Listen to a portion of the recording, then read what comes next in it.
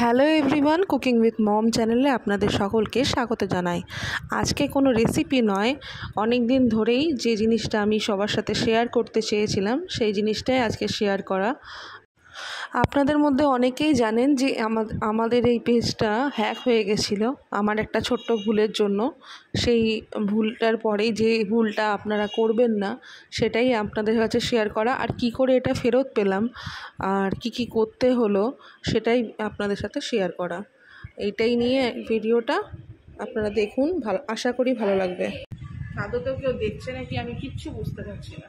আমি সবাইকে পার্সোনালি বলেছিলাম যে আমাকে ব্লক করে দিতে, কারণ আমি চাই না যে আমার জন্য পেজের মধ্যে একটা খারাপ ইমপ্রেশন আসুক। ওটা যে কত কষ্টকর, কতটা বেদনাদায়ক ছিল, মানে কি বলবো, আমি তো পাগলের মতন হওয়ার। সেদিন 4 তারিখে হঠাৎ করে একটা মেল আসলো। এবার আমার তো মাথার মধ্যে ওটা খেলছে যে এসছে, এবার থেকে আমি অনেক টাকা পাবো। এটা হয় আর কি, সবারই হয়, অনেক অনেক টাকা পাবো। এবার আমি কোটি বলে আসবো না, আমরা একটা অ্যাড এজেন্সি এর জন্য আমরা করতে চাইছি। আমি গর্ধব, এখন আমি সবাইকে, আমি নিজের ওপর নিজেকে নিজে মাথা ঠুকতে ইচ্ছা করে যে আমি গাধা কত, যে ওদের মেলটা আমি খুললাম অফ করে রেখে দিলেও হতো। আমার তখন যখনই খটকা লাগলো, যখন আমাকে একটা স্ক্রিনশট পাঠালো, আমার পেজের স্ক্রিনশট প্লাস তুমি এত টাকা পেয়েছো সেটা স্ক্রিনশট। আমার অবাক লাগলো, আমার তখনই খটকা লাগলো যে এত টাকা আমি পাওয়ার যোগ্য নই।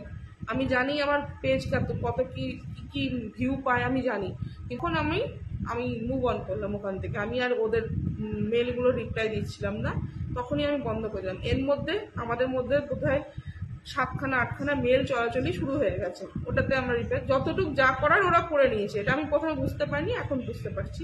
তো যাই, মাথার মধ্যে একটা কু গাইছিল, একটা অটোমেটিক কু ছিল, কিছু একটা ভুল আমি করে ফেলেছি অলরেডি। সকালবেলায় আমি যথারীতি একটা ভিডিও আপলোড করি, কখনো কোনো প্রবলেম হয়নি। ভিডিও আপলোড করার পর বিকেলবেলায় আমি তার মধ্যে আর সময় পাইনি। বিকেলবেলার দিকে আমি যখন পেজ খুলছি, মানে প্রোফাইলটা খুলে পেজটা খুলছি, পেজটা আমি দেখছি না সাইডে। কোনো প্রবলেম হতে পারে, আমি আবার অফ করলাম, আবার অন করলাম, দেখছি আমার পেজটা নেই।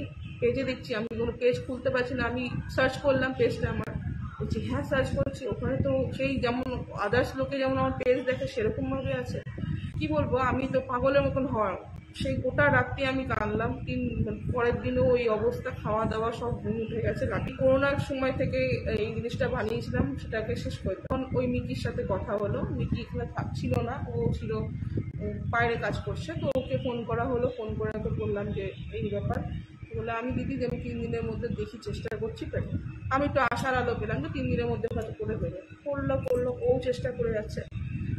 বুঝতে হবে সেই সময়টাই আসলে ফেসবুকের জন্য একটু অসুবিধার মধ্যে ছিল। তখন অনেকের প্রোফাইল, আমাকে তো সবাই অনেকে, তারপরে কতজন যে কত কথা শুনিয়েছে যে হ্যাঁ আরো করো, আরো ফেসবুক করো, আরো করো, তোমার বেশি হয়েছে।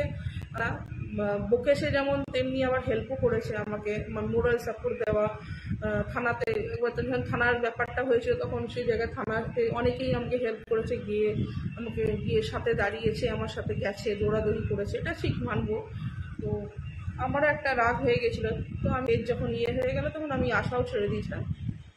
তারপরে কেমন হয় না, একটা মনে হয় কি ভালো কিছু হতে চলেছে বা কিছু এরকম।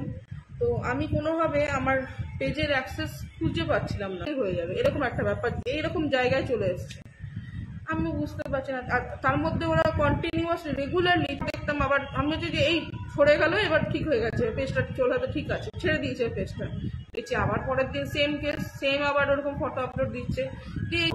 ওরা কখনো পেজে আপলোড করে না ফটো আপলোড করলে আইপি অ্যাড্রেস দেখে তাকে ট্রেস করা যেত, ওটা করবে না ওরা, কিন্তু দেয় স্ট্যাটাসই, যাতে স্ট্যাটাস থেকে কোনো ট্রেস না করা যায়। তো এইসব করে আর কিছু না, আমাকে ভয় দেখাতো, আমাকে মেসেজ পর্যন্ত করেছে, আমার পেজ থেকে আমাকে মেসেজ করছে এরকম একটা থ্রেটনিং টাইপের। তো আমি কোনো গুরুত্ব দিইনি, যাই হোক সেগুলো না, আমি ছেড়ে দিয়েছিলাম, যা হবে হোক। অটোমেটিক বুঝেও যাবে যে এটা হ্যাক হয়ে গেছে, বুঝতেই পারবে কোনো ভিডিও আপলোড হচ্ছে না। কথাটা বলেছে যে আপনাকে একটু টেনশন নেওয়ার কিছু নেই, সবাই জানে যে আপনার কোনো নিজস্ব ব্লগ চ্যানেল নয়। তো এবার আপনার এটা কুকিং চ্যানেলে কখনো এরকম ফটো হয় না, তো সেটা সবাই জানে। সবাই আমি মনে আছে ছট পুজোর আগের দিন হঠাৎ করে ফেসবুকটা হঠাৎ করে আমাকে বললো করতে, পাসওয়ার্ড চাইলো আবার। তো আমি অ্যাকাউন্টে যে লগ ইন করলাম, তখন দেখছি আমার 99খানা নোটিফিকেশন। 99খানা নোটিফিকেশন, মানে পাসওয়ার্ড দিয়ে একটা আবার ইয়ে করতে হয়, সেটা ততটুকুর মধ্যে এতগুলো নোটিফিকেশন করতে গিয়ে আবার টেনশন হলো, ভয় লাগছিল। এমনিতে অটোমেটিক ঘর পোড়া গরু সিঁদুরে মেঘ দেখে ডরায়, সেই অবস্থায় তো আমার ভয় নেই। আমি নোটিফিকেশনটা পড়ছি, দেখছি কুকিং উইথ মম থেকে নোটিফিকেশন। ওই দিনটা মানে কি বলবো, মানে আমি পাগল, পুরো টোটাল পাগল, মানে মাথা। রাত্রি 1:30টার সময় তখন ঘটনা হচ্ছে কি, পেজটা আমি কোথায় লুকিয়ে রাখি, মানে কি আমার ভেতরে লুকিয়ে রেখে দিই, এমন জায়গায় লুকিয়ে রাখি, লকারের মধ্যে লুকিয়ে রাখি, মানে কি যেখান থেকে চুরি করতে না পারে, এরকম একটা পরিস্থিতি। মানে গোটা রাত্রি ঘুমালাম না, সেই আনন্দে না, মানে আনন্দ আর ভয় দুটো, মানে মানে ঘুম পাচ্ছে, চোখ খুলে আবার দেখছি আরে পেজটা আছে তো, আবার চলে গেল না তো, ওটা তো এমনি দিয়েছে, আবার রিটার্ন নিয়ে নেবে, এই করে করে ভয় তো ছিলাম। তারপরে একটা স্ট্রং পাসওয়ার্ড লাগানো, টু স্টেপ ভেরিফিকেশন ছিল, এটা আপনারাও করে রাখবেন অবশ্যই। আর তো যাই হোক আমরা করে টোরে রাখলাম। তারপরে তার মধ্যে বলে রাখি, আমি রেগুলার বেসিসে ওদেরকে মেসেজ করতাম। ফেসবুকের সাথে আমার যেহেতু ওরা হ্যাক পেজের ব্যাপারটা ছিল, সেজন্য আমার সাথে কন্ট্যাক্ট থাকতো, মানে মেসেজের থ্রু বা মেলের থ্রু আমি কন্ট্যাক্টে থাকতাম। আবার রিপিট করতাম, সেম কথাই রিপিট করতাম। ওরাও বলতো না আমরা দেখছি। একবার তো আবার মেসেজ করলাম, ওখান থেকে ফোন আসলো, আমি ভাবছি হ্যাকারদের ফোন। যদি ধরতাম, যেটা আমার 1 মাসের মধ্যে কিন্তু পেজটা পেয়ে যেতাম। আমি গাধা, ওই ফোনটাই ধরিনি, রিসিভ করিনি।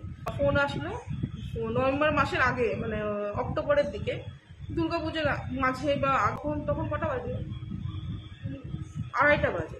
আমাকে তার আগে মেল করেছে যে আমরা ফোন করবো আপনাকে, আপনি কিন্তু রেডি থাকবেন। 2:30 মানে ওদের সকাল, তো মানে সকাল বা দুপুর যাই হোক, এবার আমি হিসাব করতে পারছি না, যাই হোক এবার ওর মধ্যে আমি কথা বললাম। ওরা বললো দেখুন আমরাও দুঃখিত আপনার সাথে এরকম ঘটনা ঘটেছে, আপনি চিন্তা করবেন না, আমরা যথাসাধ্য চেষ্টা করছি, আমাদের উপর দিয়ে কেউ যেতে পারবে না, আপনার লিগাল রাইট রয়েছে আপনার পেজের ওপর, সুতরাং আপনি রিটার্ন পাবেন।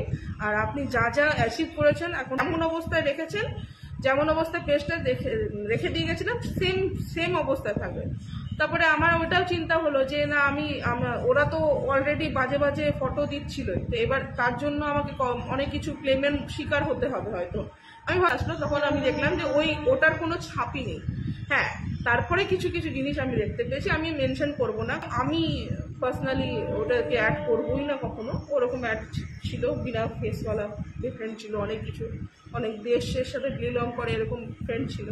তো যাই হোক, এই সাথে পেজ রিটার্ন পেলাম। তো তারপরে ছিল, বেঁচে ছিল, কিন্তু পেজটাকে আবার একটু মানে জল টল দিয়ে একটু সোজা করতে।